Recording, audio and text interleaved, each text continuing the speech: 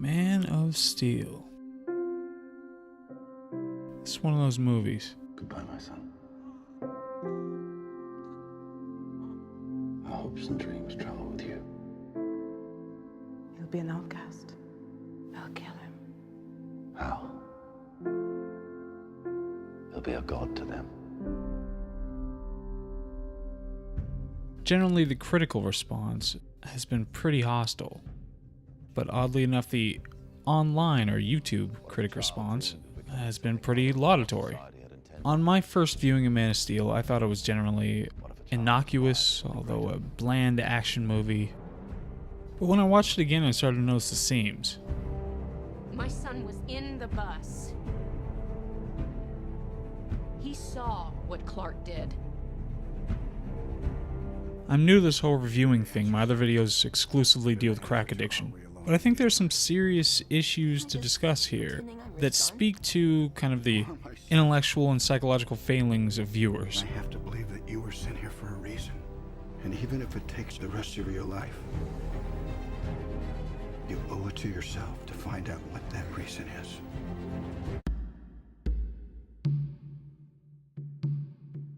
First, I have to put out right up front that I have a pretty big bias against Zack Snyder. I think he's one of the worst of the prolific current filmmakers out there right now.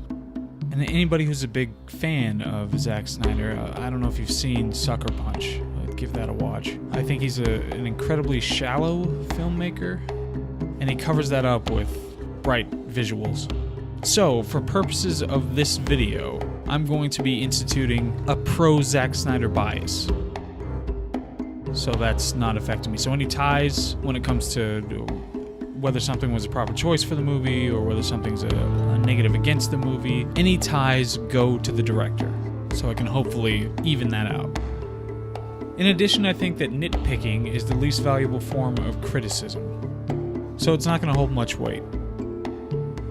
Also, when it comes to the question of what Superman should be or what his personality should be, the kinds of things he should and shouldn't do, I'm not going to be criticizing on that basis.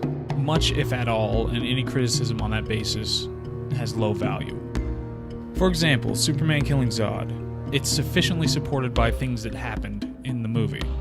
So things like Zod saying it's either you or me, Zod being specifically programmed for one thing. I think these were sufficient setups to justify the end of the movie. And finally, when it comes to the Jesus imagery, I find it annoying, but it was a deliberate choice and a deliberate theme from the filmmakers. So I don't think there's much criticism to be levied on that basis.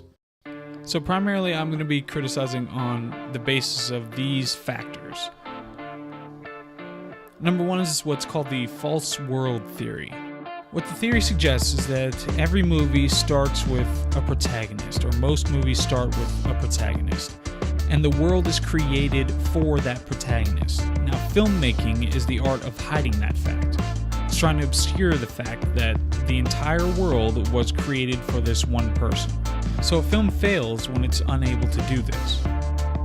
Second, I'm going to be looking at cliches, which are writing shortcuts that make it into a lot of movies because they're easier ways to establish character or get a plot moving or whatever else. And next, I'm going to be looking at, and this is very important, center of the universe failings. This is where other characters redirect attention to the protagonist unnecessarily or artificially. It makes the protagonist, or an extension of the protagonist, the center of the universe. Everybody's operating. They don't seem to operate on their own independent basis. They seem to be operating as artificial agents in the protagonist's world. And I'll point these out explicitly in the context of the movie. And finally, I'm going to be looking at the timing of action beats. So a movie is more successful if it has fewer cliches, fewer center of universe failings. The time between action beats isn't unnecessarily short.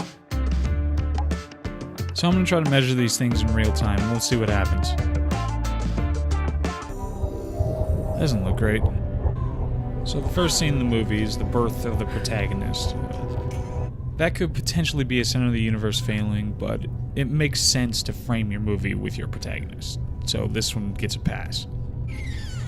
And here's one of those annoying goddamn things. So all this CG stuff here seems to be reacting to the camera. The yak turtle is framed just right and calls out, and the birds flutter away just as the camera's passing by, in the direction of the camera movement. It makes what we already think is CG look even more artificial. Krypton's core is collapsing. We may only have a matter of weeks. I warned you. Harvesting the core was suicide. It has accelerated the process of implosion. Our energy reserves were exhausted. What would you have us do, Al? Look to the stars. There are a number of problems with this scene. First, the father of the protagonist, who's an extension of the protagonist, is immediately the center of attention. And he happens to be the one person on the planet who was right and is validated as such, and needs to be consulted on planet-ending issues. The other characters don't talk to each other, don't have anything substantive to say, and the characters who do talk to each other only tell each other what they already knew. This is both a center of the universe failing and a cliche. I have held that hope in my hand. Action beat. This is also potentially a center of the universe failing, because Zod just happened to show up right when they're in the middle of this meeting, but perhaps he targeted the meeting specifically. So Snyder and Goyer get a pass. Authority? Mine. Why? This is classic antagonist killing somebody innocent or killing one of his own henchmen to show how evil he is, and it was completely unnecessary here. Zod is later at least implicated as something more complex, but here it's just a cliche. Your forces prevail. You'll be the leader of nothing. Then join me. Help me save our race. He asks the protagonist's father to join him, but that's where the recruitment stops. This is a center of the universe failing. Is that Australopithecus? Well, whatever the case, this is a meaningless artifact that all the characters are after. It's what's termed a MacGuffin, which is a way for lazy writers to give characters motivation. Now this is a nitpick, but they've got their vagina iPad here and they can scan the rest of the universe for viable planets and intelligent life, but they couldn't find anything that was suitable for them to repopulate. So here they're lamenting the fact that their baby won't ever intone their names. At the same time, their entire civilization is collapsing around them. A military coup has taken over that they're trying to deal with. And everybody they've ever known is going to die. Notice, despite those stakes, they are fixated on the protagonist. This is a center of the universe failing. Now, with the bias, it's a little closer, because there could be some argument to say that these parents are just irrationally caring about their child. But I think given the stakes, the importance of the protagonist is especially inflated at this point.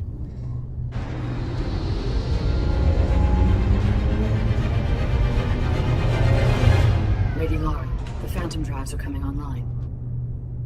Here's a lesson in bad filmmaking from Zack Snyder. Now, the one thing that everybody knows when they come into this movie is that Superman's going to make it off of Krypton. And the thing that Snyder's trying to use to create tension here is whether Superman's going to make it off of Krypton. A boy child. Krypton's first natural birth in centuries. Okay, so not only does the antagonist now have to care about the protagonist, because the protagonist has the McMuffin, but also the protagonist is even super specialer because he's the first natural birth in centuries. It's an artificial way to draw the attention of the antagonist to the protagonist. And the natural birth has virtually no significance when it comes to the plot or themes. The only thematic significance is that it's an inversion of the miraculous birth of Jesus. Two center of the universe failings. Action beat. Antagonist has a scar cliche. Extension of the protagonist is victorious over the antagonist, but spares his life, only to be killed by the antagonist later. Antagonist kills the father of the protagonist, plus the father of the protagonist dies. Nitpick, they were just standing there? Bring that ship down. Notice this is the second time they're using the exact same setup that we already know the outcome of to try to create tension. Target locked. Off-screen savior. Lay down your weapons. Your forces are surrounded. This is the equivalent of the police showing up right after the hero wins. The antagonist is allowed to keep operating as long as it has some utility for the protagonist. Action beat. This is the end. This scene's just to vindicate the extension of the protagonist. Make a better world than ours, girl. Again, her civilization is ending and she's about to die, and she wants to reference the protagonist. Now here, just to be clear, there are 2 minutes of scenes just showing what we had already expected was going to happen before we walked into the theater, and what characters said was explicitly going to happen during the movie. Okay, just to recap, we are about 8 scenes in. We have 8 cliches and 7 center of the universe failings. I've also tried to extend wherever there was a scene and an action started, then I tried to extend that so I included action beats within that scene, so I didn't keep counting new action beats. But I've been pretty generous given the Zack Snyder bias, so we'll see how it goes from here. This is fine, it's not necessarily expected, he's on a fishing vessel.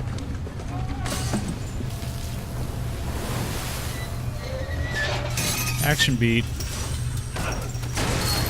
Center of the universe failing. The protagonist already the center of attention here. Stress call from a Action rig beat. due west of us. Secure the deck. Roger, Coast Guard. What about the men left inside? Over. Forget them. They're dead. That statement was specifically made for the protagonist. That's the center of the universe failing. Not only that, but then the captain specifically asked for the protagonist, just so he can be gone. Greenhorn. Fetch me my binoculars. Greenhorn! Subtle. That statement was made just to highlight the importance of the protagonist. Notice he's saving people that we don't know and with no discernible motivation.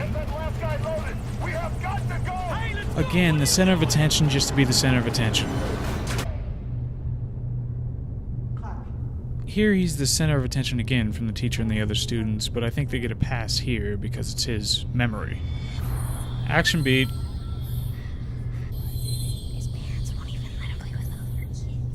Again, I think it's a pass here because the kids would probably be talking about him. But, oh, I love Diane Lane.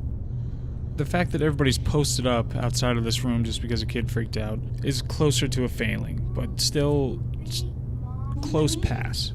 The world's too big, Mom. Stupid line. Then make it small.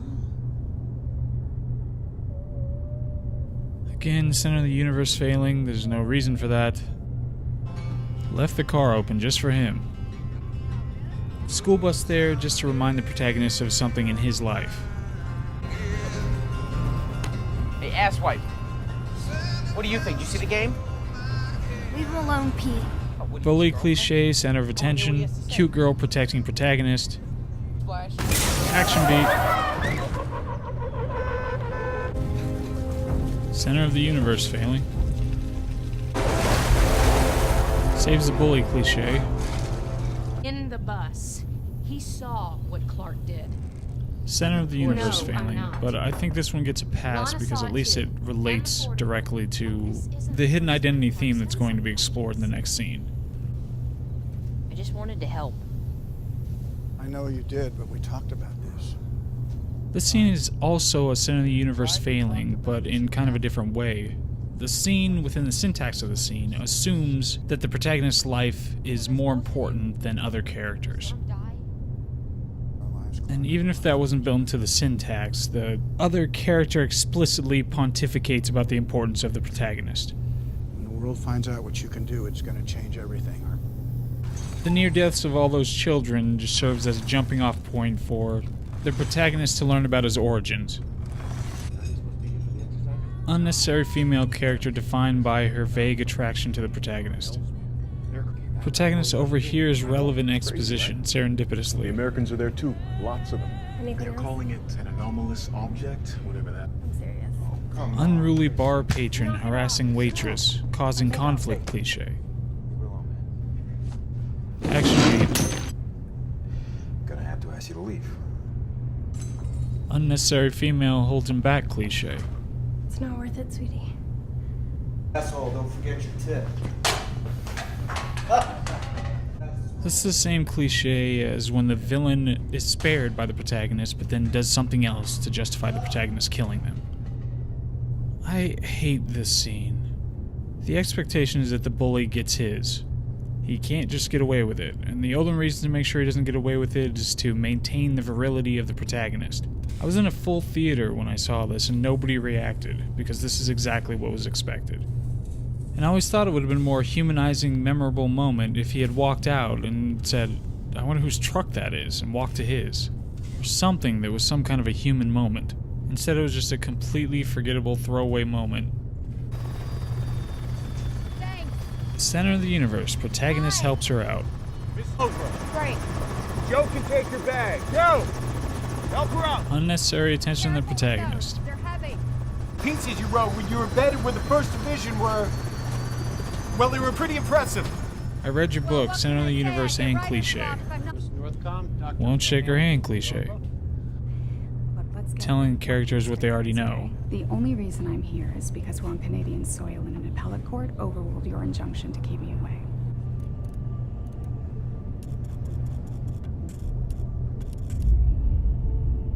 Center of the universe, why did it have to be him walking into it? Center of the universe, of all the gin joints in all the world. Action beat. The only reason she got injured was so he could show how super special he is. Soviet-era submarine was actually something much more exotic.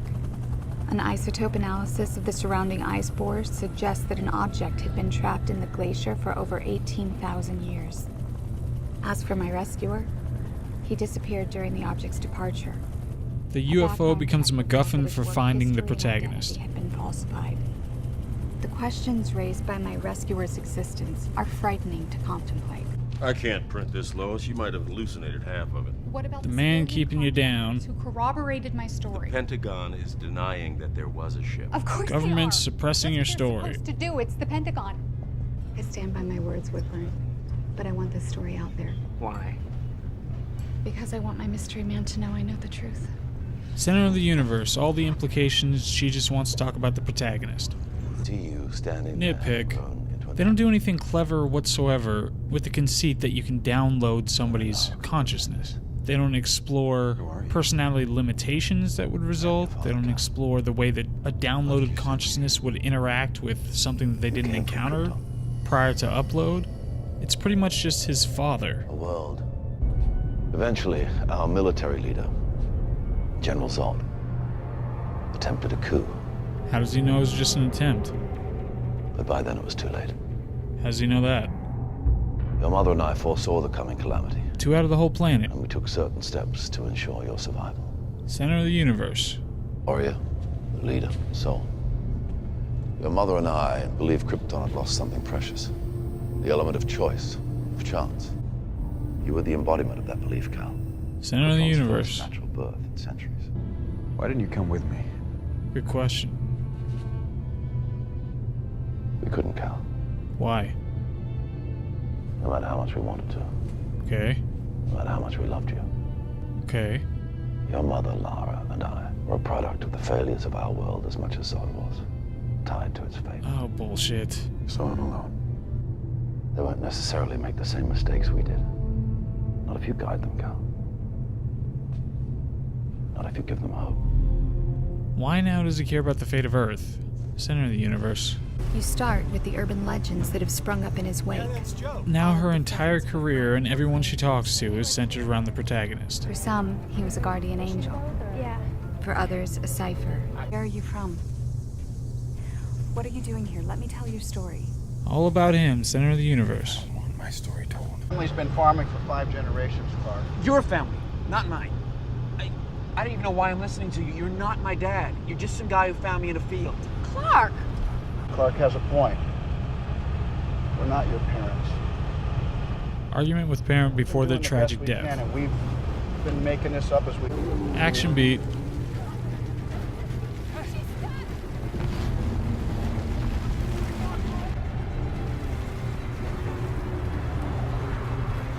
Family dog in jeopardy.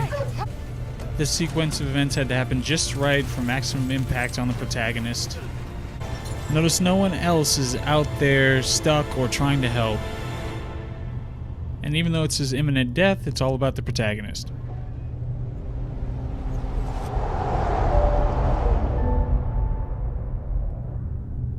He said he hides because his father said X however long ago, but then he said that his father died because he hides. So did he just flop in the span of this conversation?